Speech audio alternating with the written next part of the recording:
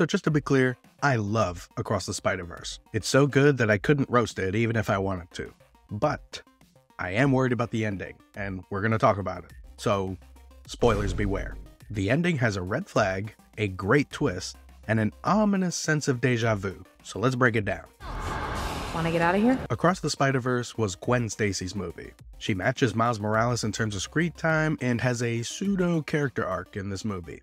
Gwen quits a band, joins a new, toxic band, then breaks off to form her own band throughout the movie. Gwen is cool and her evolution is fun and all, but I'm here for Miles Morales. He was a perfect protagonist in the first one, and in this one, he's relegated to listening to exposition. Sure, he does some fights and he even gets his own nemesis, but he's not moving the plot along so much as the plot is moving him along. And I'm concerned that the third movie will hijack the plot from him altogether. The writers have already confirmed that we're getting variants of Gwen Stacy in the third movie, so it looks like her role is going to expand, and I'm worried that she'll eclipse Miles. That's what I would say if it were for the movie's last twist.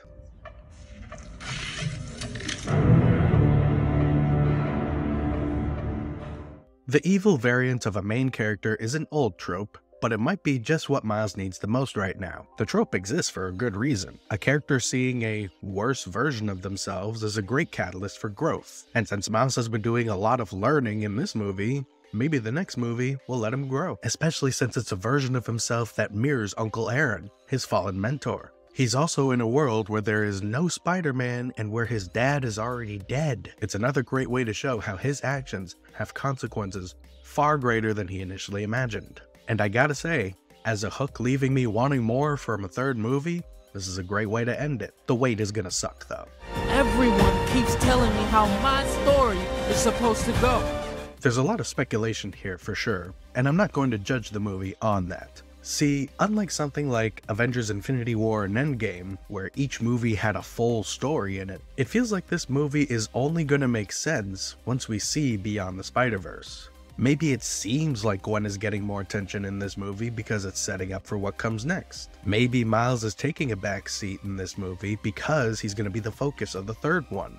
It's impossible to know without seeing how it ends, and that's what's concerning because this can go one of two ways. It can go like the aforementioned Avengers movies, where Endgame ties up most of the strings at a mostly satisfying wrap-up, or this can go the Disney Star Wars route.